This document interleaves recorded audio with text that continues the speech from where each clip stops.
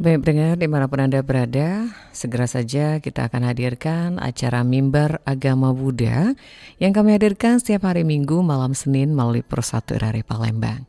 Dengan topik malam hari ini, kebencian dan solusinya bersama Suratmi SPDB, penyuluh agama Buddha.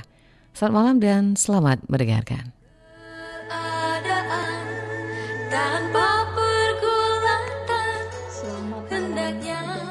Persatu RRI Palembang di mana saja berada. Salam sejahtera, Namo Buddhaya. Perkenalkan, saya Suratmi dari Oku Timur akan menyampaikan topik kebencian dan solusinya. Namo tassa bhagavato arahato sama sambuddhassa. Namo tassa bhagavato arahato sama sambuddhassa. Namo tassa bhagavato arahato sama sambuddhassa. Kalena dhamma sawanang etang manggala muttamanti. Mendengarkan dhamma pada waktu yang sesuai, itulah berkah utama. Pada kesempatan ini, kita bersama-sama menggunakan kesempatan peluang untuk berbuat baik dengan mendengarkan dhamma sebagai salah satu cara untuk mengembangkan batin kita ke arah yang lebih baik, sekaligus untuk menambah kebajikan kita. Karena saat mendengarkan dhamma inilah kita mengisi hal-hal yang baik melalui pikiran, ucapan, dan perbuatan kita. Dari 3 pintu yang kita miliki, semua diarahkan ke arah yang baik. Pada saat mendengarkan ini, kita mengarahkan pintu-pintu yang kita miliki ke arah yang baik. Melengkapi kebajikan yang kita lakukan dengan mendengarkan dhamma. Dikatakan mendengarkan dhamma adalah suatu berkah, satu kondisi yang mengarah kepada kebahagiaan. Karena pada saat kita mendengarkan dhamma, maka kita akan mengetahui hal-hal yang belum pernah kita ketahui, sehingga menambah pengetahuan dhamma. Saat kita mendengarkan dhamma, kita membuka wawasan kita melalui pendengaran, sehingga wawasan kita, pengertian kita tentang dhamma semakin bertambah. Kalau memang sudah pernah mendengar dhamma yang disampaikan, tentu dengan mendengarkannya kembali membuat ingatan kita menjadi lebih jelas. Kadang kala kita ini banyak lupanya, sehingga kalau mendengar ulang maka kita akan teringat kembali dan menjadi lebih jelas. Dengan semakin jelas mendengar ulang dhamma yang sudah pernah didengar, yakin karena kita sudah sering mendengar hal yang sama. Dengan tidak adanya keraguan-raguan, membuat pengertian kita menjadi jelas. Pengertian kita menjadi lurus. Dan bila kita dapat menyimak dhamma dengan baik, dengan penuh perhatian, maka akan memunculkan kebahagiaan. Kebahagiaan yang diperoleh dari mendengar dhamma tidak memerlukan waktu yang lama menunggu kebahagiaan datang. Jika kita menyimak dengan baik, maka setelah selesai mendengarkan dhamma, maka kita akan bahagia. Inilah manfaat yang diperoleh dari menyimak mendengarkan dhamma. Penting sekali bagi kita untuk belajar dhamma. Teori-teori dhamma perlu kita pelajari, baik dari mendengarkan uraian dhamma secara langsung, maupun melalui buku-buku dhamma. Karena dhamma yang kita pelajari, pariyati ini adalah sebagai pedoman untuk kita laksanakan dalam kehidupan kita sehari-hari, sehingga kita selalu sesuai dengan dhamma, tidak melenceng dari dhamma. Pada kesempatan malam hari ini akan membahas mengenai solusi kebencian atau kebencian dan solusinya. Bagaimana kita menyelesaikan kebencian-kebencian yang ada terutama di dalam batin kita. Kebencian atau dalam bahasa Pali disebut dosa adalah salah satu dari 3 akar keburukan. Salah satu dari 3 akar kejahatan yang ada di dalam batin semua makhluk yang belum mencapai kesucian. Dosa atau kebencian ini adalah satu hal yang merusak, satu hal yang menghancurkan. Dosa adalah sumber dari masalah, baik itu masalah yang kecil maupun masalah yang besar. Kebencian ini memiliki pasukan berupa kemarahan, dendam, iri hati, rasa ingin menyakiti, ingin membuat orang lain menderita atau sengsara. Apabila seseorang sedang dikuasai oleh kebencian, kemarahan, dendam, iri hati, rasa ingin menyakiti, ingin membuat orang lain menderita atau sengsara. Apabila seseorang sedang dikuasai oleh kebencian, kemarahan, iri hati, rasa ingin menyakiti, maka akan menimbulkan baik itu masalah kecil maupun masalah besar. Masalah kecil misalnya dalam lingkungan keluarga. Ketika salah satu anggota keluarga dikuasai oleh kebencian dan pasukannya, maka keluarga tersebut tidak akan damai. Terjadi percecokan atau keributan.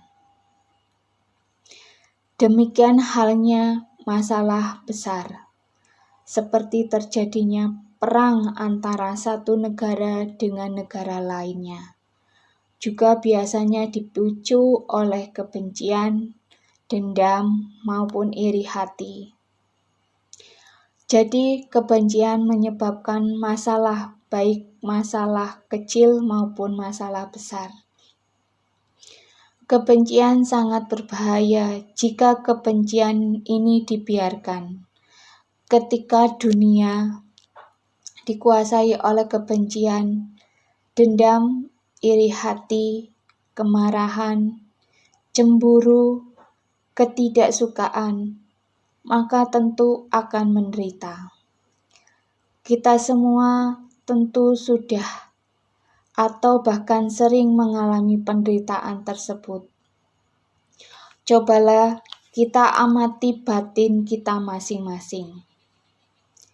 Ketika sedang dikuasai kebencian, kemarahan, dendam, iri hati, apa yang kita rasakan di dalam batin kita. Panas atau sejuk, terasa panas, membakar bukan. Panas di batin membakar, menyerang diri sendiri, terasa menyiksa dan menyesakan. Kebencian membawa pada penderitaan. Lebih jauh lagi, apabila seseorang dikuasai oleh kebencian terus-menerus, dendam terus-menerus, sampai pada saatnya orang tersebut meninggal, maka ia akan jatuh ke dalam neraka. Di dalam Iti Wutaka dijelaskan bahwa sebagian besar makhluk-makhluk meninggal dan terlahir di alam neraka karena kekuatan dari kebencian. Jadi kebencian sangatlah berbahaya. Akibat yang dihasilkan dari kebencian ini luar biasa. Penderitaan di dalam kehidupan ini juga penderitaan di dalam kehidupan berikutnya. Bobot kebencian. Bobot dari kebencian dapat dibagi menjadi 3. Yang pertama, rendah, kedua, menengah, ketiga, berat. Penjelasan dari yang pertama, rendah. Orang yang memiliki kebencian dengan bobot yang rendah diibaratkan seperti orang yang menggaris di atas air. Jadi air yang digaris ini hanya sebentar, beriak, kemudian menyatu lagi. Artinya kebencian atau kemarahan yang dialami hanyalah sesaat saja, segera mereda. Kedua, menengah. Diibaratkan seperti orang yang menggaris di atas pasir. Jika kita menggaris di atas pasir, maka akan bertahan agak lama, sekitar beberapa jam sampai beberapa hari. Kualitas kebencian atau kemarahan seseorang bertahan tidak terlalu lama, mungkin 1 sampai 2 jam atau paling lama 1 hari. Ketiga, berat. Diumpamakan orang yang mengukir di atas batu akan bertahan sangat lama, berbulan-bulan atau bertahun-tahun. Adalah kualitas kebencian ini sangat berat, bertahan luar biasa, bahkan sampai meninggal. Inilah yang sangat berbahaya, yang mengakibatkan orang yang membenci luar biasa tersebut terlahir di alam rendah, yaitu alam neraka. Penyebab kebencian. Di dalam Abhidhamma, kemunculan kebencian selalu disertai oleh perasaan tidak senang terhadap objek apapun yang ditanggap oleh salah satu dari 6 indria, yaitu mata, telinga, hidung, lidah, tubuh, dan batin. Penyebab dari kebencian adalah tidak adanya sati. Tidak ada perhatian penuh saat indera-indera kontak dengan objek yang menimbulkan perasaan. Saat indera-indera kita kontak dengan sesuatu atau dengan objek yang tidak menyenangkan sehingga menimbulkan perasaan.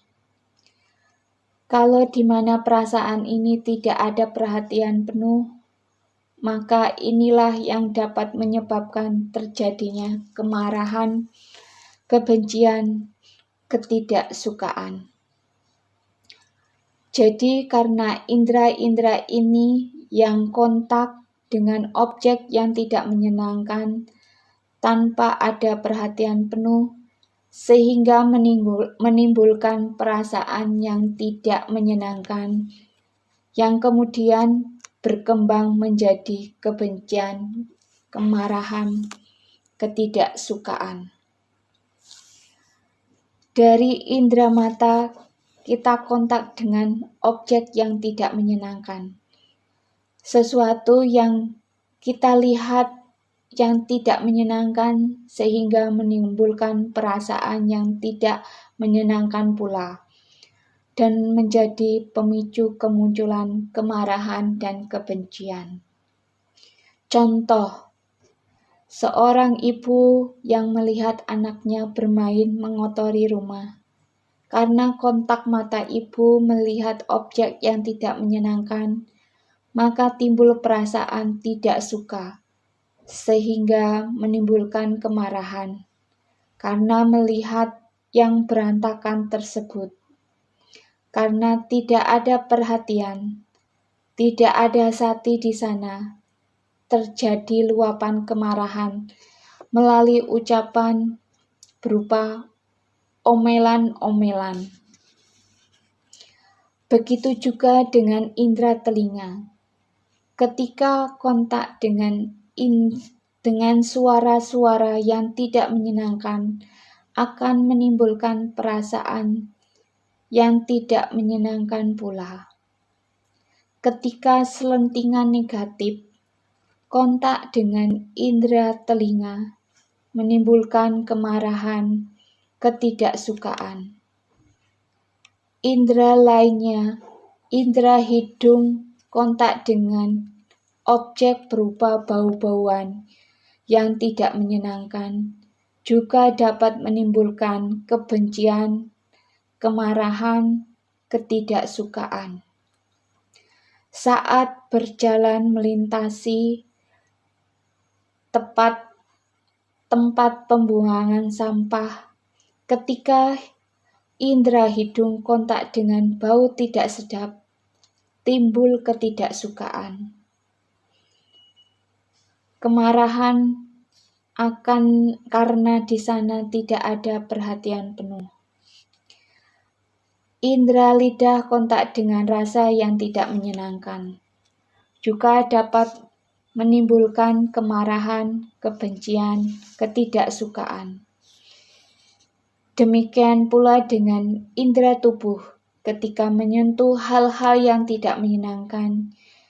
Jadi sesungguhnya sumber dari kebencian, kemarahan, ketidaksukaan adalah karena tidak ada perhatian penuh, karena indera-indera ini kontak dengan objek, terutama objek yang tidak menyenangkan. Inilah hal yang menyebabkan kebencian atau kemarahan itu terjadi. Solusi kebencian. Lalu apa solusi dari kebencian ini? Bagaimana cara mengatasi kebencian? Ada beberapa hal yang dapat dilakukan untuk mengatasi kebencian ini, antara lain, yang pertama, memiliki perhatian penuh. Sati.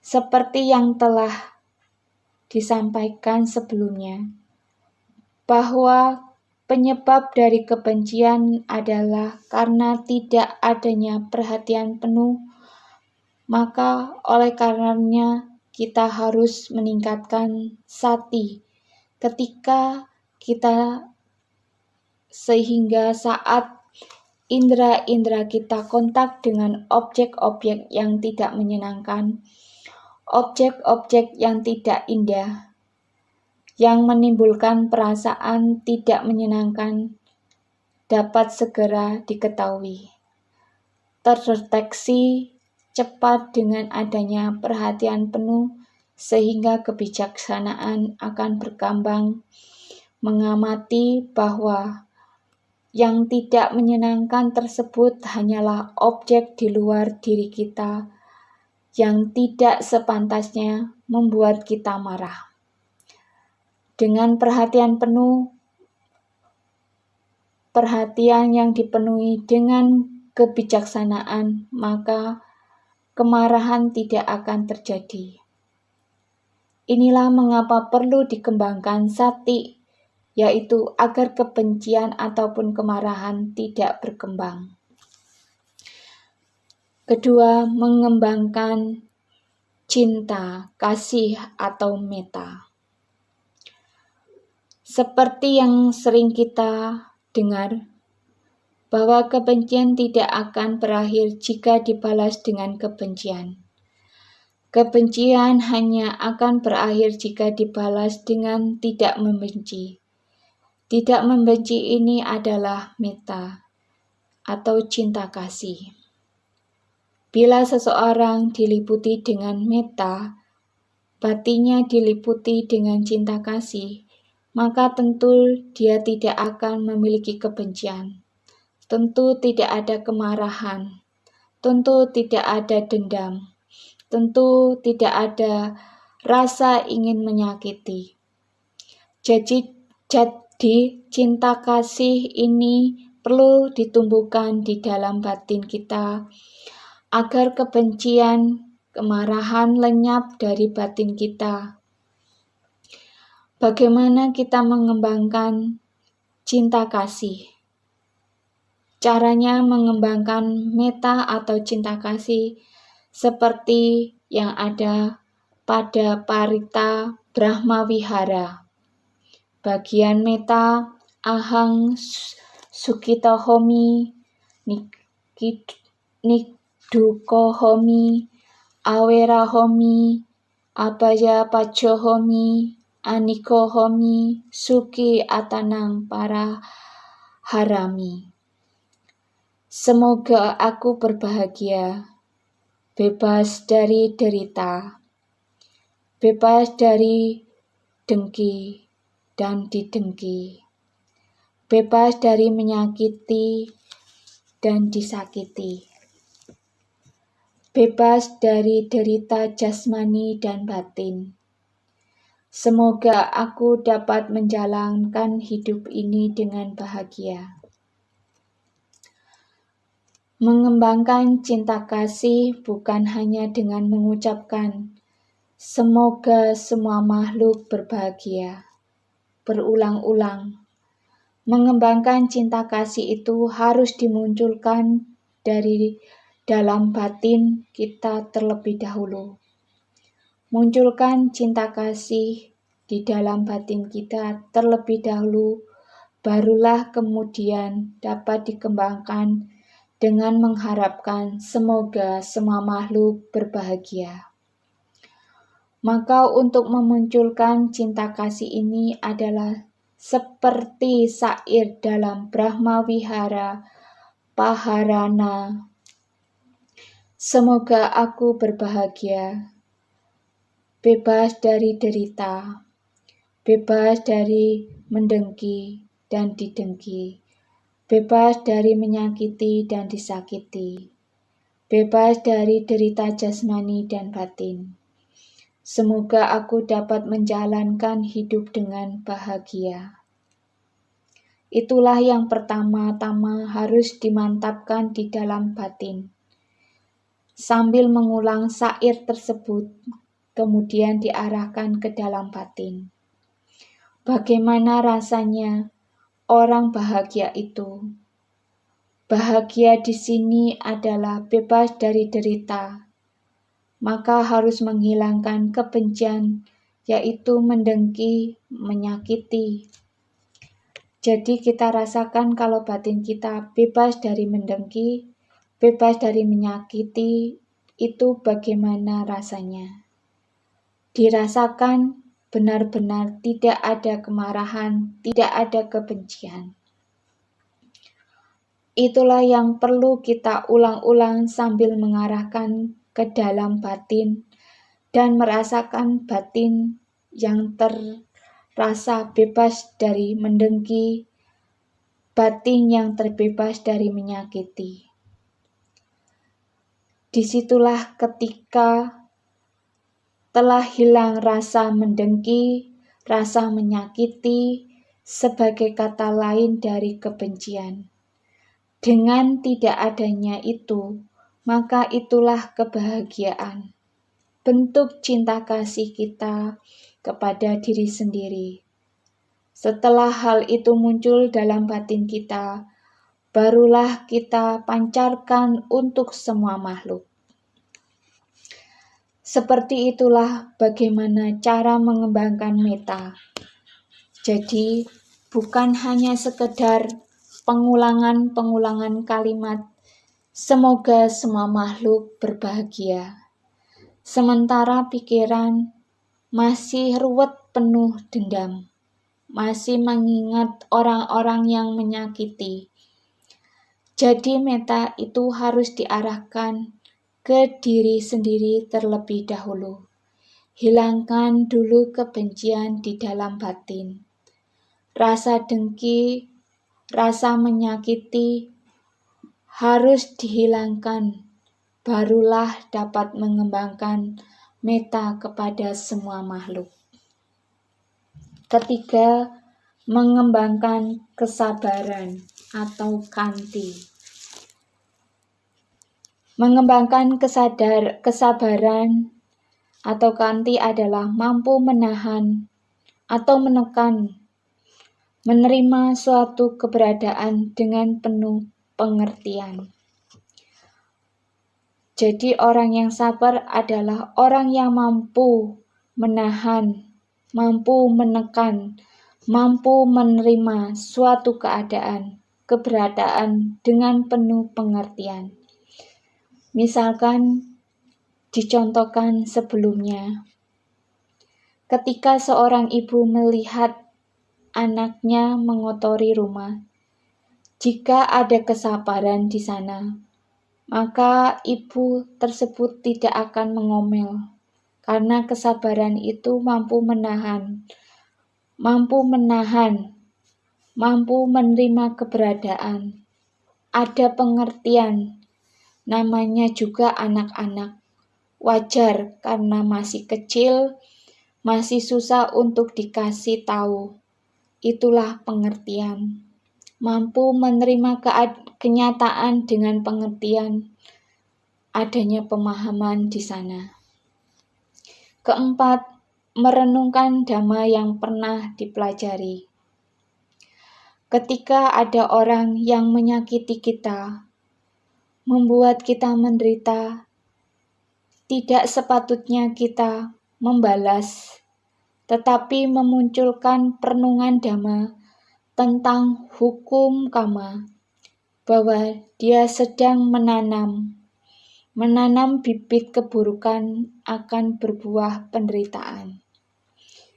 Jika saya membalasnya, maka saya dan dia tidak ada bedanya.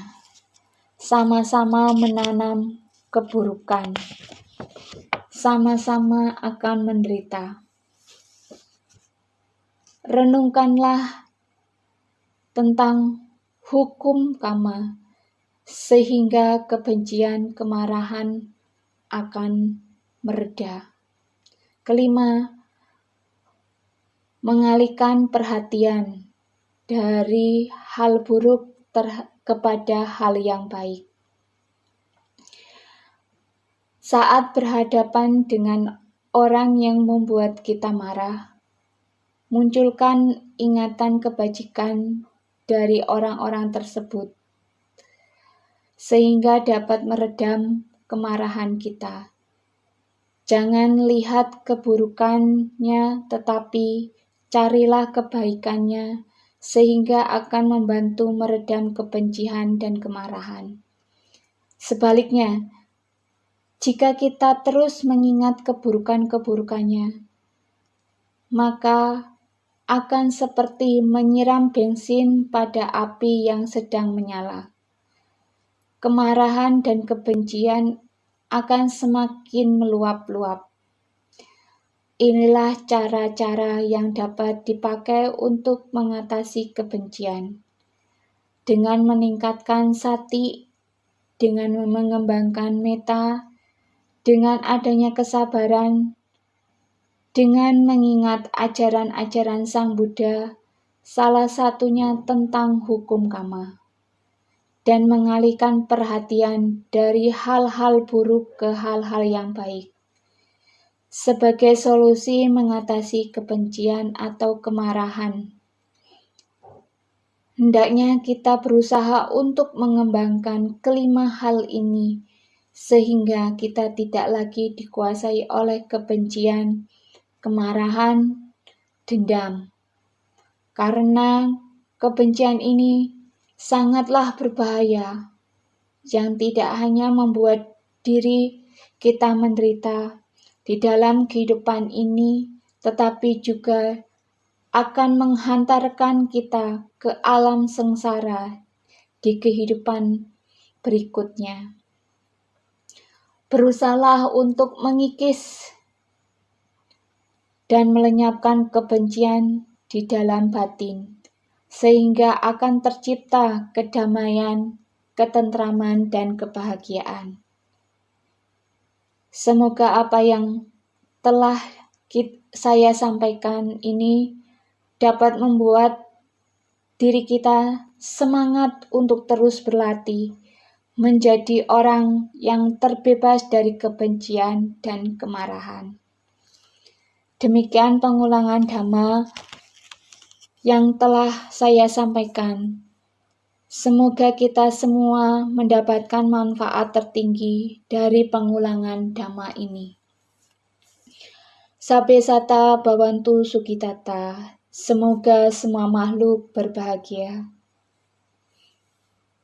Pendengar Pro 1 RRI Palembang di mana saja berada. Demikian yang bisa saya sampaikan.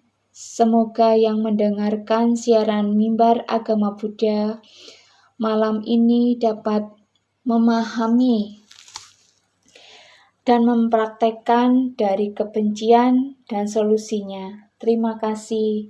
Namo Buddhaya.